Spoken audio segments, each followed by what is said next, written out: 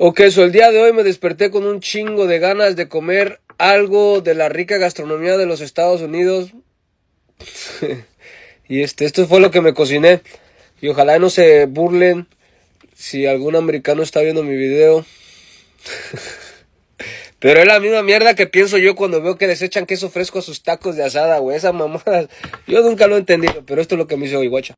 Me reventé un New York, ya saben, medium, mac and cheese y sweet beans, con una Bud Light.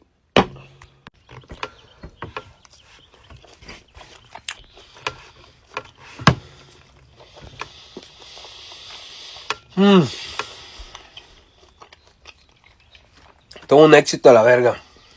Y Akira, cuando revuelve los frijoles con el mac and cheese.